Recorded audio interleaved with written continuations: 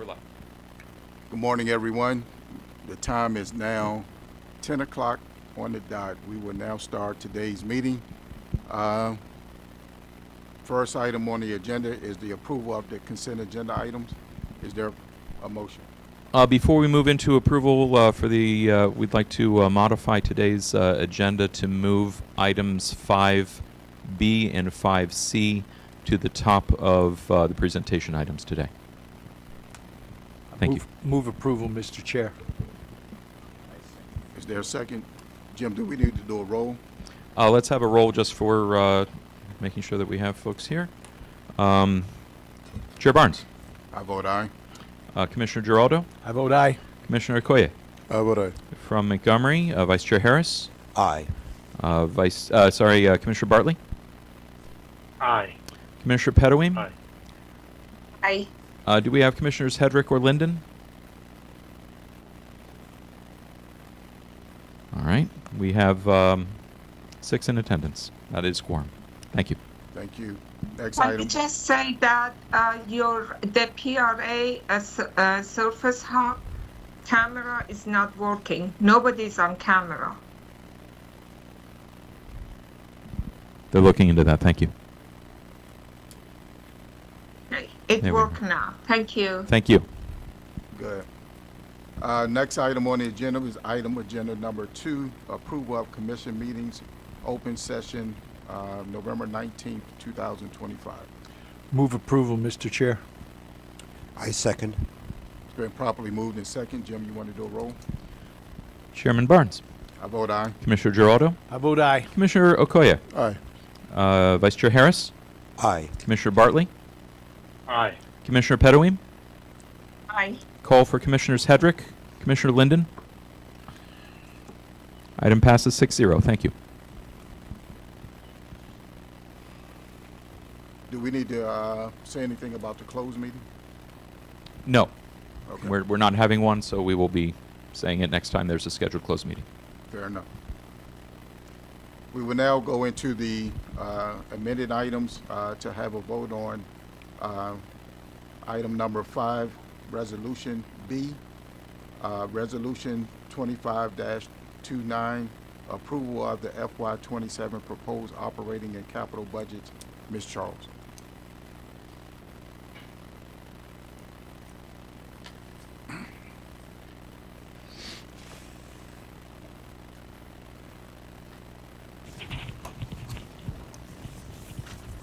Good morning. Good morning. I'm before you to request your approval of the Commission's FY27 proposed budget for operating and capital. As just indicated, that would be Resolution number 2529. Upon approval, we will prepare and submit by January 15th to each county's executive and county council. Now, I will very briefly walk you through the 17-page adoption package with a focus on the exhibits. Starting with Exhibit 1 on page 2. The Commission's aggregated FY27 proposed operating budget totals $769.8 million. When compared to the current year, it is up $9.5 million or 1.3%.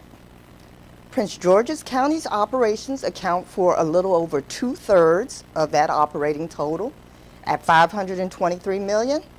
And nearly 91% of that budget is tax supported, as shown here, at nearly $475 million. When compared to the adjusted current year, the county's proposed budget is $5.3 million less, down 1%. But please note that this reduction primarily reflects the impact of one-time funds in FY26 and adjustments to project charge levels in FY27. In contrast, Montgomery County's proposed budget totals nearly $247 million and is up 6.4% or $14.9 million. Nearly $213 million of their budget is tax supported, which is 86%. Given that property tax revenues are a crucial source, as shown on Exhibit 2, page 3, both counties' assessable base is expected to grow during FY27. But unlike prior years, Prince George's rate actually will exceed the expected growth in the assessable base in Montgomery County. Moving to page 4, Exhibit 3. This is a summary of the major changes in our workforce costs. As previously shared during the respective planning board sessions, the Commission's workforce costs are moderating a bit in FY27 to just a 1.9% increase.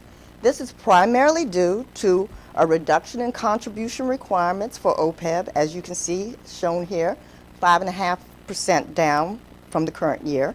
Our ERS, our pension system, is still increasing, but it has moderated to 4% compared to the last prior years where we were experiencing double-digit increases.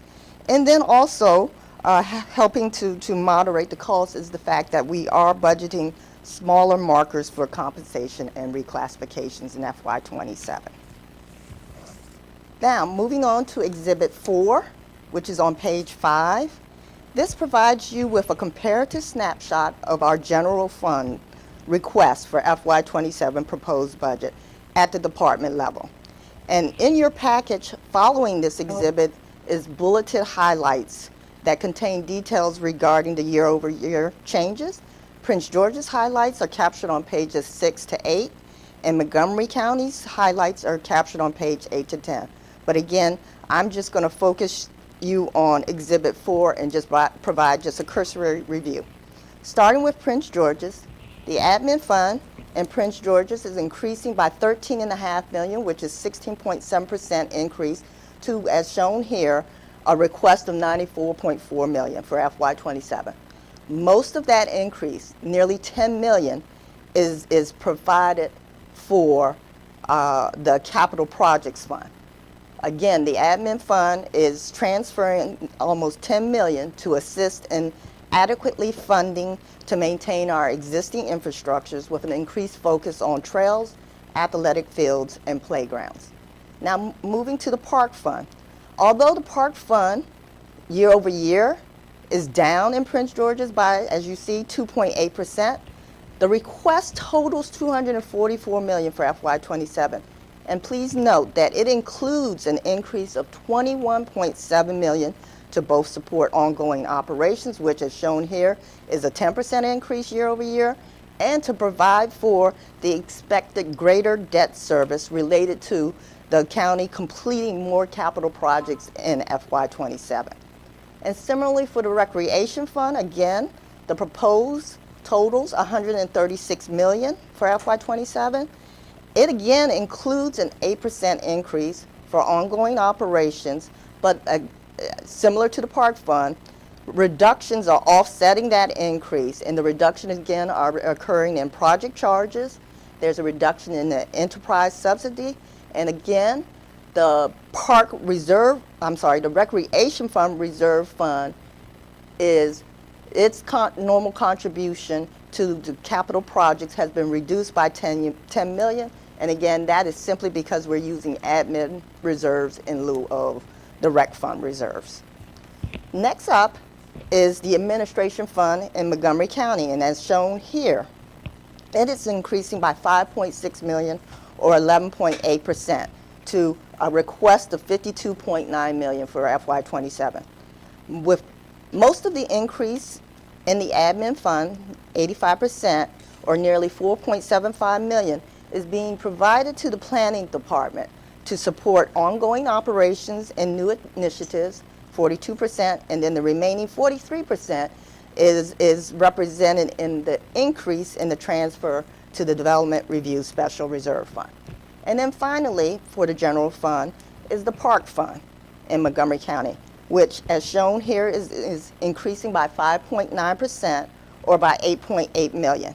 And again, this increase in this fund reflects simply a base budget level without any increases for new program enhancements. Now, in order to wrap up the FY27 presentation of the budget, we also must include the proposed budgets for each internal service fund, which as a reminder is split by county and funded through user fees, and those are noted on page 10.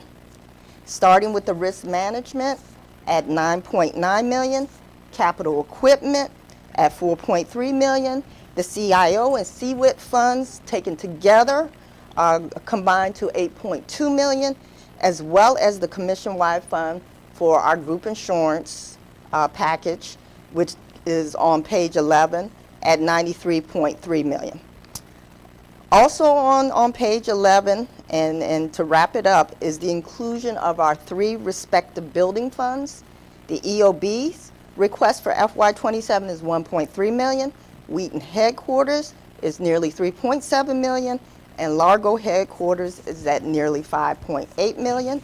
And then lastly, on page 12 is what is captured for the capital budget request. Montgomery County is at almost $54.5 million, and Prince George's is at $95.95 million. So when both general funds and all the other funds are combined, the Commission's budget for FY27 totals $1.08 billion, with reserve requirements being met, and that's shown on page 13 of your packet. In the exhibit that is not numbered, but it's the Commission summary for FY27. And again, if you're looking at that for Montgomery County, the total is $325.9 million. Prince George's totals $656.5 million, and then the commission-wide is $94.5 million. So the remainder of the package is just further supplemental information for you. Pages 14 and 15 provide the comprehensive view for the Montgomery County, which of course, again, is a fund summary broken down by department and division, and also included on page 15 is the proposed tax rates and the assessable base. And similarly, on pages 16 and 17, the same type of information is provided for Prince George's. That concludes the presentation of the FY27 proposed budget. I will end my remarks by taking the opportunity to acknowledge all staff who provided input, invaluable input, if you will, into this year's development process. And I also want to send a huge thank you to the staff who are directly responsible for assembling these budget materials. Thank you. Are there any questions from the Commissioners? No, I'd just like to thank Ms. Charles for the presentation. Yes, I thank you. Special thanks to the staff that prepared it, and also on both commission-wide by county and the departments. The budgeting goes on for several months. By the time we get one approved in June, we're starting on our budget for the next year. So several months went into this, and I appreciate all the staff for working hard together on this. Thank you. Are there any other questions, comments, or concerns? If not, is there a motion for approval? Mr. Chair, I move that we approve the budget for 2027. It's been properly moved in second. Jim, you want to call the roll? Vote for Resolution 2529, Chair Barnes. I vote aye. Commissioner Geraldo. I vote aye. Commissioner Toye. I vote aye. Vice Chair Harris. Aye. Commissioner Bartley. You got a high sign. Commissioner Bartley. Commissioner Linden, you joined us recently. Yeah, I vote aye. Thank you. Commissioner Pedowing. Aye. Call for Commissioner Hedrick. Motion passes 7-0. Great job, Ms. Charles. Next item is item C, recommendation for appointment of new investment manager for the Employees Retirement System, Ms. Harris.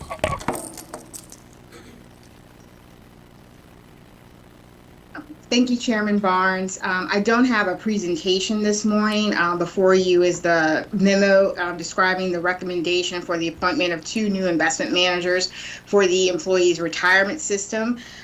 These 2 managers, the Clarion Alternative Sectors Fund, as well as TA Realty Core Property Fund, were reviewed and approved by the Board of Trustees for investment. $37.5 million for TA Realty Core Property Fund, and $12.5 million for Clarion Alternative Sectors Fund. So before you, this is a recommendation for the Commission to approve the appointment of these 2 investment managers. Thank you. Are there any questions for Ms. Harris? I have just one question, Mr. Chair.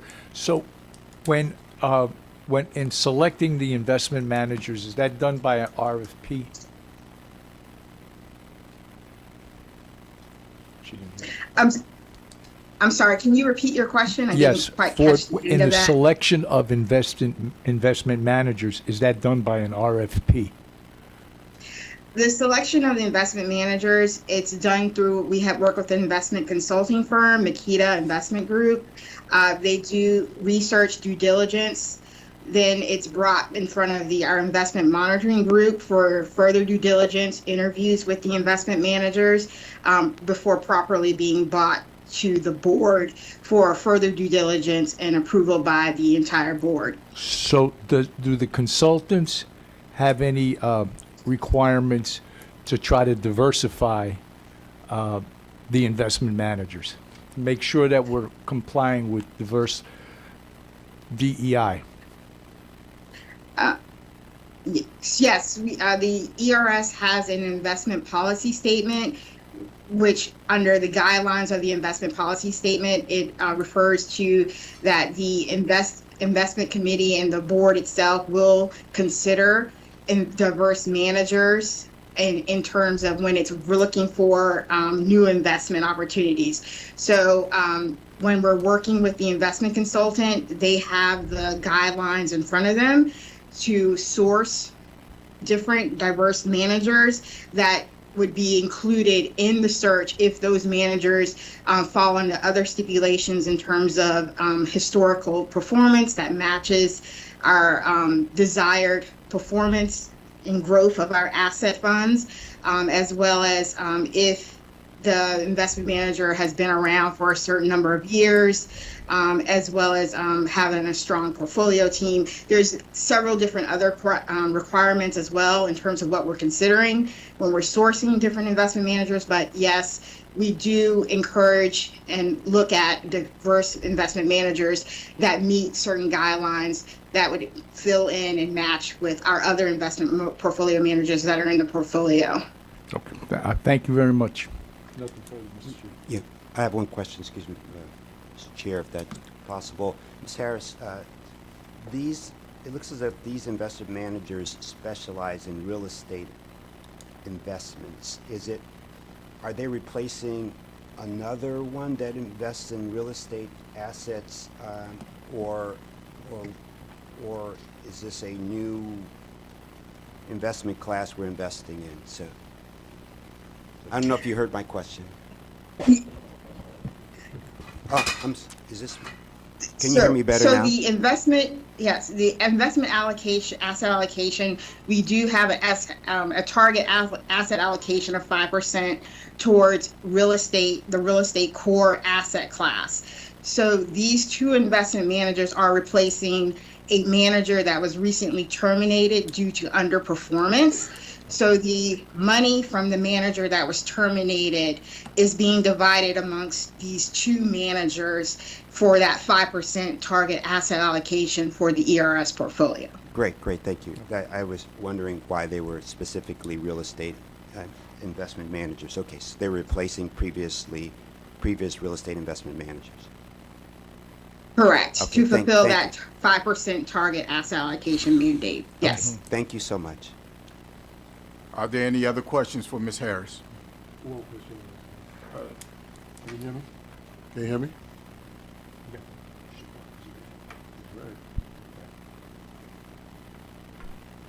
Can you hear me? Yes. You can? Okay.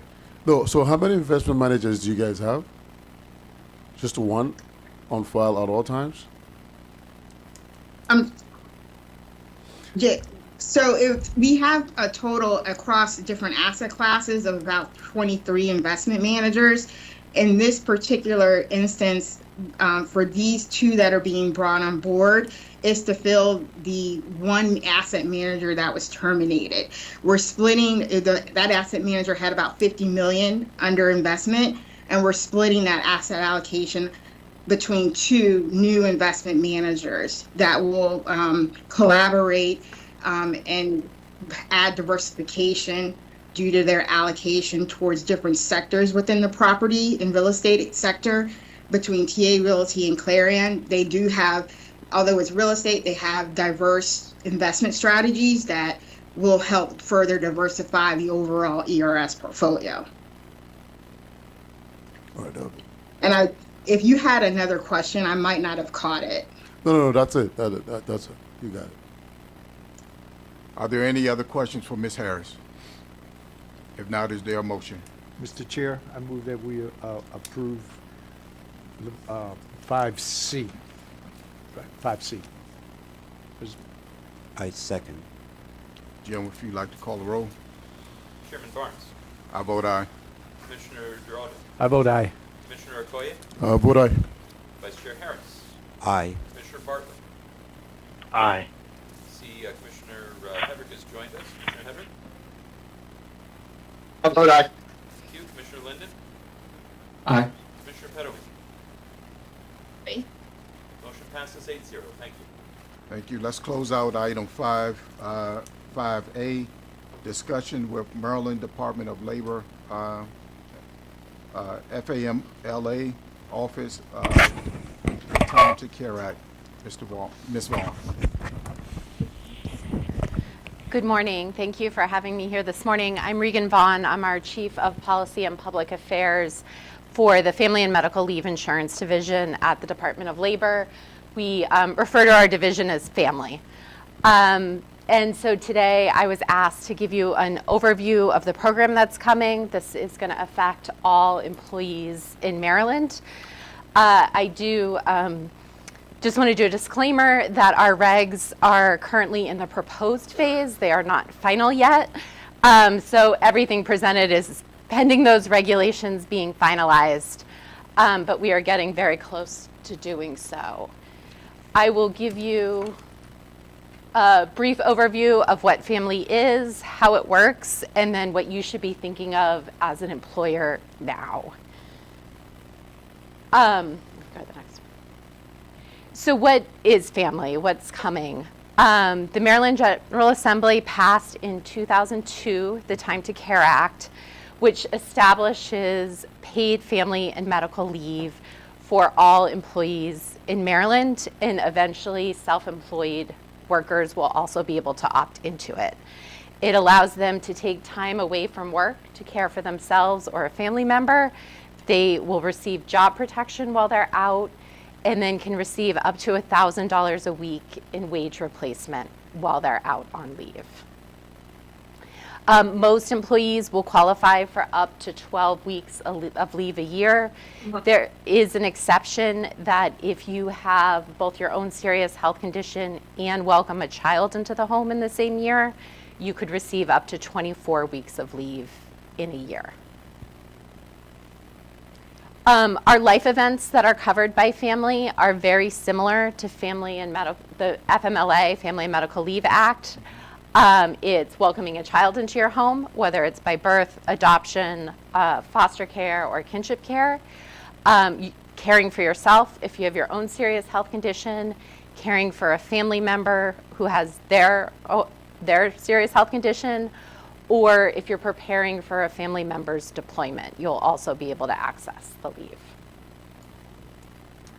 I do want to point out Maryland is not alone in doing this. We are one of 14 states that have passed a family program. California and Rhode Island started back in the 60s with temporary disability insurance, and other states have more recently come on board. The yellow states on here are states with active programs. You'll see the Washington, D.C. is also on here. And then Delaware, Maine, and Minnesota will come online in 2027, and Maryland following in 2028. And so having this network of states when we don't have federal legislation giving us the guidelines for the program has really helped us to shape our program and also to learn what some of the benefits of the program are, especially for employers. And out of those studies of other states, we've seen that there's greater cost predictability for employers when people are going out.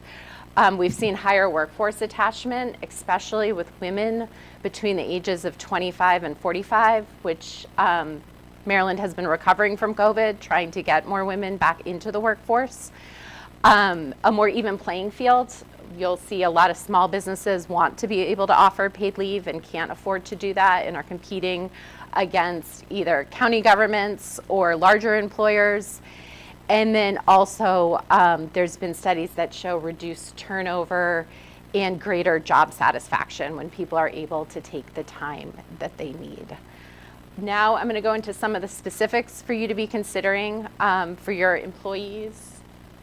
We can skip 2 slides. The first is our key milestones and our dates. Right now we have our regulations in the proposed form. They should be finalized early next year. So we'll really have those rules of the road. In January 2027 is when contributions to the program begin. For employers participating in our state plan, the contribution is shared half from employee payroll withholding and a match from the employer. The rate will be below 1.2% of payroll.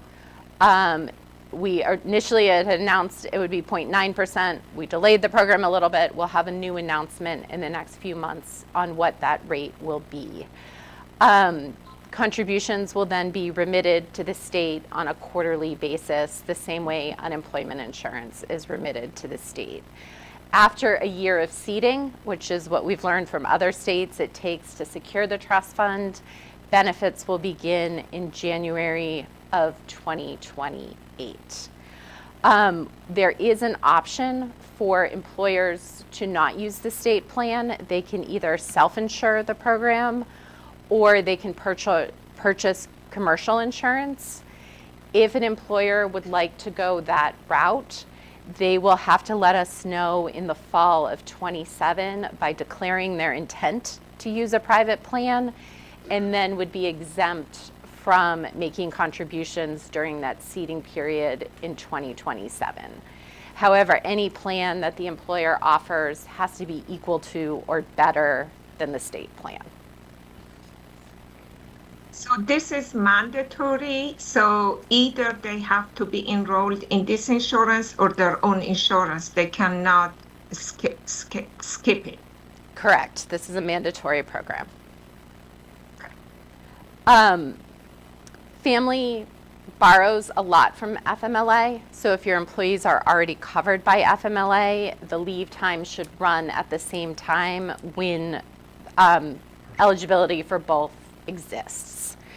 The qualifying events are the same. We plagiarized, cut and pasted, copied, whatever you want to call it, from the federal regulations into our regulations so that there was no sunlight between the definitions of those qualifying conditions. Just like with FMLA, leave can be taken consecutively or it can be taken intermittently.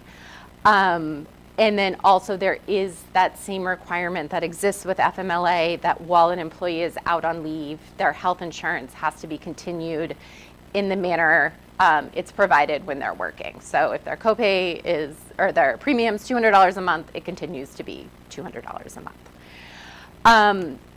However, when the Time to Care Act passed, part of the intent was to fill some of those holes in FMLA. So there are some differences between the two. The FMLA job protection is a little bit stronger. We have not written these regs yet, but family does have some exceptions. And then FMLA really focuses around that 12-week limit. And as I mentioned earlier, family does allow for 24 weeks in circumstances where you welcome both a child and have your own serious health condition. So we have a little bit of deviation there. Some other key points to point out, as you're all familiar, there's differences between state law, federal law, and local law. We can only make changes on the family side of things to make the two work together, and we really have tried, but there are instances where there are just differences between FMLA and family. First of all, family is paid, and so we have to set up the whole contribution side of the house, which is not required with FMLA. Eligibility for the leave is also different. Under family, an employee is eligible as soon as they've worked 680 hours in a job in Maryland. And we have the report from the quarter that they worked those 680 hours. So it's a lower threshold to participate, so more employees will be covered by family.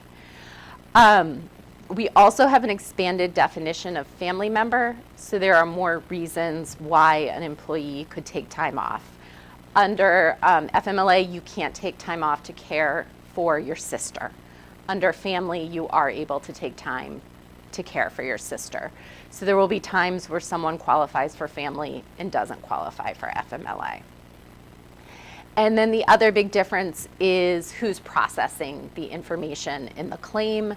With our state plan that we're setting up, employees will apply directly to the state, submit their medical certifications, proof of familial relationship, and our claims department will make a determination on whether or not they qualify for the leave. In a private plan, it's whoever's administering the private plan that will receive that application and make the determination.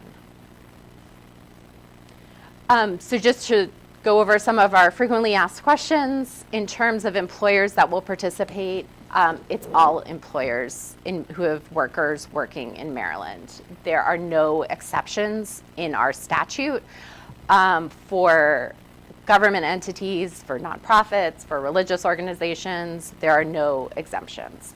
The only people that will be pulled out are anyone exempted under federal law. So federal employees won't participate.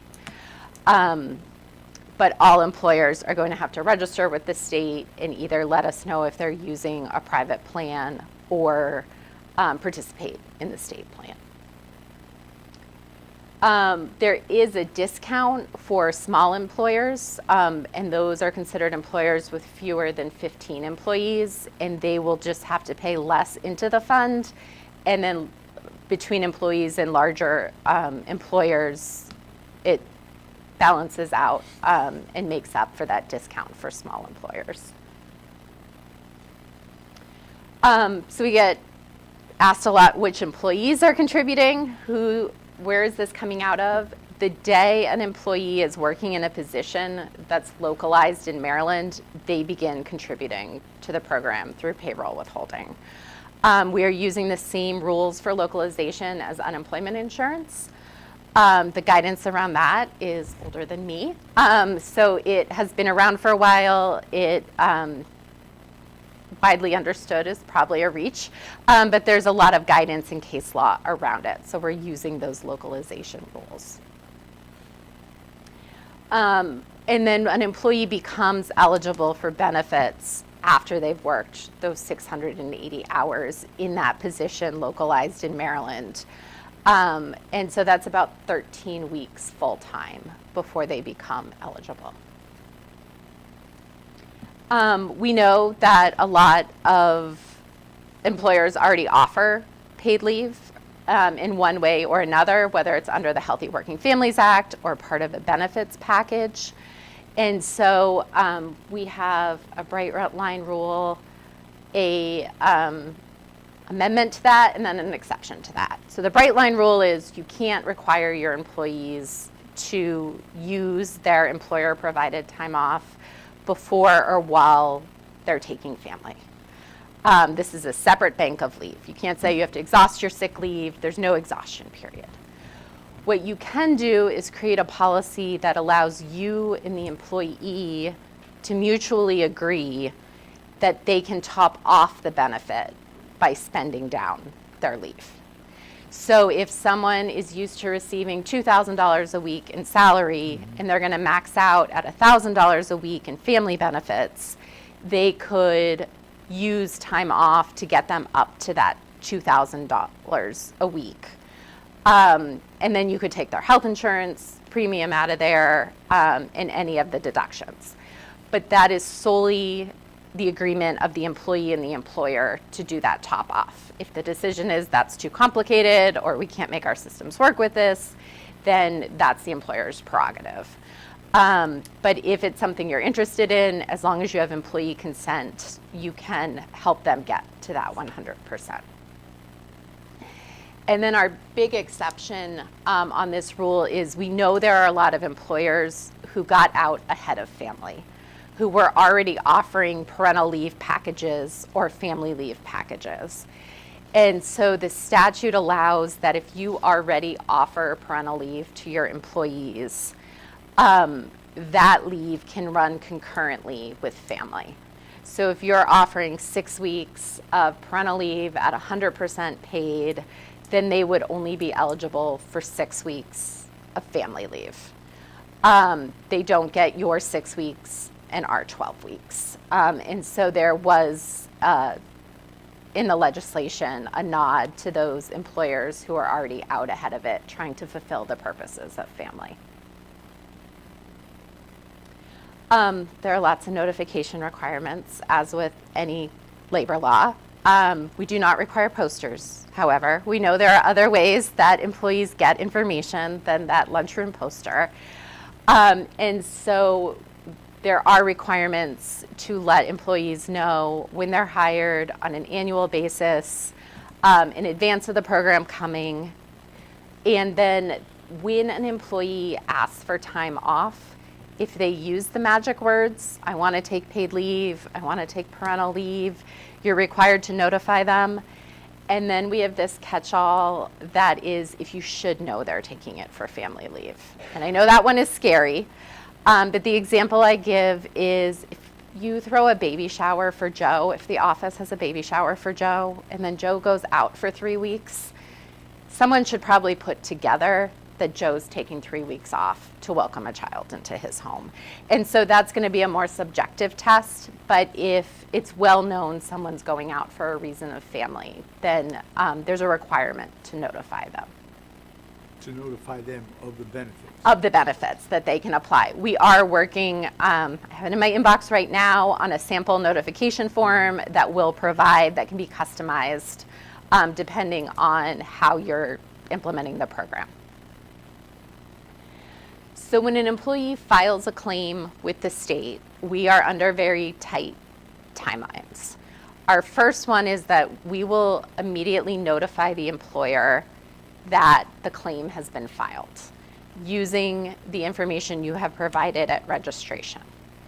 The employer then has 5 business days to let us know if there's a problem with the claim. It could be Joe has already taken 12 weeks of FMLA. I told Joe about family. Joe didn't apply for family. That would be disqualifying. It could be Joe didn't get hit by a bus. This is a case of stolen identity. Joe's sitting right in front of me and has no idea this claim was filed. But if you, as the employer, want to let us know that and weigh in on the claim, there is that 5-day window where you can do so before we will make a determination on the claim. Once that 5 days has passed, our claims examiners will look at the claim and make a determination on whether the claimant is eligible, what the leave length should be, and then what the benefit amount is. We have 10 days from the end of that employer response period to make a determination. At any point, the employer can let us know there's a problem, but it's going to affect, if we've already issued a decision, there's going to be rules about what's job protected and what's not job protected. But we're trying to keep communication open with employers. Also, anytime there's a change in status to the application, we are letting the employer know what's going on.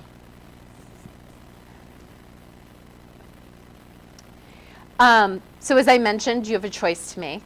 You can decide whether you're going to participate in the state plan, which we are setting up to be a one-stop shop, where that's where contributions come in, that's where you get notifications about leave. We'll process the applications for you. Everyone in the state is charged the same amount. There's no rating. There'll be one contribution rate each year that employers will have to remit to the state. However, we know one size fits all doesn't work. There's 180,000 employers in Maryland and 180,000 different circumstances. So the legislation does allow for private plans. Again, those can either be commercial, where you buy them from a life and health insurance producer, or many large organizations could choose to self-insure and just include family as part of their benefit package. The benefits have to be equal or better, and we will have a checklist where we check item by item whether it meets or exceeds the family requirements. There is an annual application that has to come in and an application fee that comes with that. The commercial plans will be approved by the Maryland Insurance Administration, so MIA is going to make sure that the plans are compliant. But self-insured plans, the Department of Labor will be evaluating. And then in addition to sending in the quarterly wage and hour reports that all employers are required to submit, employers with private plans will also have to submit claims data on a quarterly basis, so that we can make sure that employees in a private plan are having the same experience as employees in the state plan. So this is just a chart that recaps a lot of what I talked about in the state plan. There's some fewer employer responsibilities. Private plans give you some more flexibility in other places, but there are more reporting and application responsibilities for employers who choose the private plan route. So what can you do now? We're a year out from contributions. You can go to the next slide. And there's a couple things to start thinking about. One, we have a newly refreshed, as of Monday, website trying to answer all of the frequently asked questions we get. On that website, you can sign up for our emails. We'll be doing monthly webinars. That's how we'll be communicating out our contribution rate, our notification templates before registration starts. So I encourage people to sign up there. Thinking, I know you just looked at your budget, but thinking about what that contribution planning is, because if you do the state plan route, contributions will start in fiscal 27 for the first two, or for the second 2 quarters of fiscal 27. Start thinking about how existing benefits are going to interact, how if you are using FMLA, what rolling year period you're using, whether you want that to line up with family or not. And then we will begin registration in the fall of next year. And that's also when the declaration of intent for private plans will be due. And so to start thinking about whether or not you do want to go the private plan route or stick with the state plan. And again, this is our website and our email address with any questions. And really appreciate the time and the opportunity to review family today. Are there any questions for Ms. Vaughn? I have one. So the it only begins once employees' paid sick leave is finished, and then you can still, how does that work? No, there's no exhaustion or waiting period. So the day the leave for the qualifying event begins, they can start taking family leave. The employee can apply either 60 days before, so if you're having a baby, you have a little more notice than an unforeseeable leave, or up to 60 days after, to account for people who may be incapacitated and can't apply right away. Okay. Thank you. Yeah. Yeah, Ms. Vaughn, this is a great presentation. I had gone through the slides, but you helped put it all together, so that's very, very good. So it looks like it's past the comment period. It is going, like some of the things, like for example, that the employer would have 5 days to respond after someone submits their claim. That seems very quick, and I don't know. It seems like just very, very quick, and I hope maybe once it going, we'll see how it does. But that seems like that's very quick. But thank you for that. And this is, are you saying that this is the state's way to comply with that's their way to comply with the federal mandate for FLMA? No, so the General Assembly in 2022 passed the Time to Care Act, Right. which is separate from FMLA, to set up a paid leave program and also to provide job protection, not because almost half the economy was left out of FMLA for one reason or another. And so it combined both the paid leave part and the job protection part. And so this is solely a creation for Maryland. Okay. And it gives us a lot of flexibility because there's no federal oversight, but also it is a unique program to Maryland. Good. Thank you so much. And Mr. Chair, I would recommend that it's maybe within, by the summer or something, or whenever we all agree that our HR team comes back to us with how, their review of this and how they recommend that we move forward, whether the state's plan or a private plan. Yeah, I just had one. I know there's a couple of hands up, but what is the contribution per employee? So we haven't announced the rate at this point. We are capped in the legislation at 1.2% of payroll. So it would be 0.6 if it was the highest amount. I don't anticipate it being the highest amount, but I'm going to use that because that's in the statute. If it was that highest amount of 1.2%, it would be 0.6% from the employee of their wages and 0.6% from the employer as the match, up to the Social Security cap. So on the first, I think this year it's 168,000. So on the first 168,000 that an employee earns. And so, I'm sorry, I'm a policy person, not a math person, and I should know this number off the top of my head. But it ends up being between, I think, $7 and $10 pay for most employees. Yeah, I'm a policy person, and I was in the legislature in 22. I remember, yes. Yep. So, but I guess my last question is, how does one, either employee or employer, has the ability to opt out? There is no opt-out provision. So each employee or employer must contribute to this program? Yes. Okay. All right. Okay. I believe there's a hand raised. I got one question too. Thanks for your presentation, but how do you enforce employer compliance? Like, is there a penalty? What is? Yeah, so the statute provides that penalties can be 2 times the contributions due.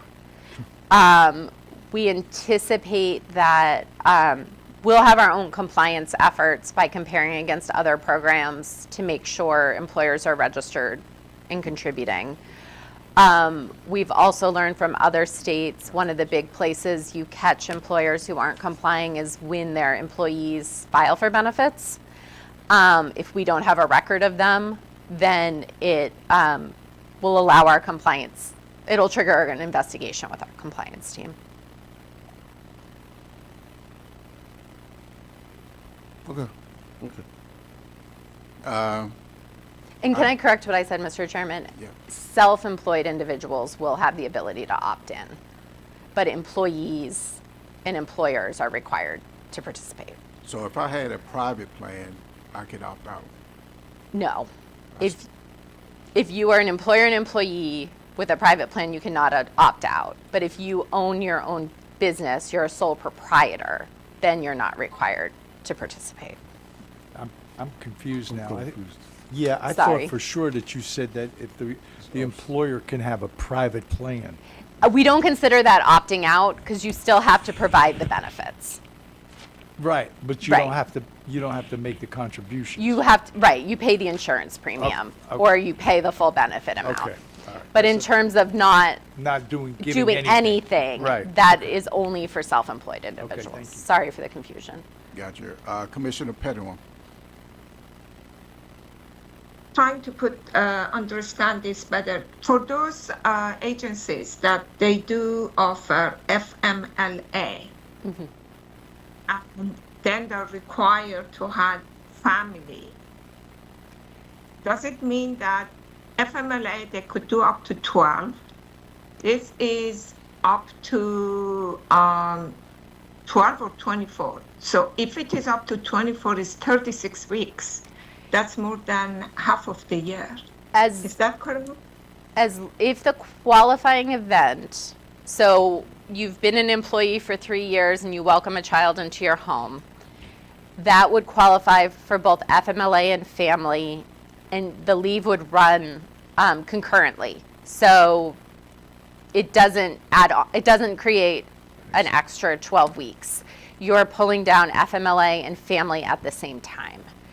There will be. I didn't understand what you were saying then. Then they are part of the same, so they don't add up to each other. It's either this or that, but family goes for 24, so the maximum that employee would be out is 24 weeks. That is like about 6 months, correct? Correct. The maximum could be 24. I do want to caveat, there could be instances where someone takes family leave, like to care for their sister, and that does not qualify for FMLA. So they would still have 12 weeks of FMLA leave available to them because the federal government is not recognizing the family leave as part of FMLA. It doesn't qualify for FMLA. So if the qualifying event qualifies for both family and FMLA, and the employee qualifies for both family and FMLA, then the leaves run at the same time. They pull down their bank at the same time. So the maximum is 24, correct? 24 weeks. Correct. Okay, and just to get it at context, that how much employee salary would be contributed if someone is paid $100,000, they're still going to get at least a minimum of $1,000 a week. It's like about $4,000 a week. Then could you just say again that how much of that 100,000 would be part of paid to this insurance would be deducted from the insurance? For the insurance. Yeah, so let's speculate that the contribution rate is 1%. It'll be somewhere in that ballpark. Then they would, if they're making $100,000 a year, then $1,000 would be their contribution, would be the total contribution for them for the year. Half would come from the employee, so $500. Half would come from the employer, so the employer would pay the other $500. So the employer just paid $500 for the whole year for this benefit? Yes, for that employee. Thank you. Wow, this is going to be a nightmare. Who was the bill sponsor? I'm going to look him up. There were a couple of them. I know. Well, thank you so much. If there's no other further questions, we thank you for this information. Thank you. I appreciate your time. All right. We will now go back up to agenda item number 3, general announcements. A, the Festival of Lights and Winter Garden Walk in Prince George's County and Montgomery counties. B, one commission holiday event in Silver Spring Civic Center. I am excited that is coming this Friday. I am sure Executive Director Spencer has a new suit all reared up for that. C, the Diversity Council opening for 2026. Please make sure that everyone signs up for that. D, the Christmas Day holiday, which you all know is December 25th. New Year's Day holiday, January 1st, and the upcoming Martin Luther King Jr. holiday is January 19th. We will now go to item 4, committee and board reports, Employee Retirement System Board of Trustees, regular minute meetings from November. Should be in your packages, informational only. Item 6, officers report. A, quarterly MFD purchasing statistics report is in your package, and B, quarterly budget transfer reports is also in your package. General counsel, litigation, and administrative hearings. is also in your package as well. If there is nothing else for the good of the order, is there a motion for adjournment? So moved, Mr. Chair. 1 second. Oh, we got more? No.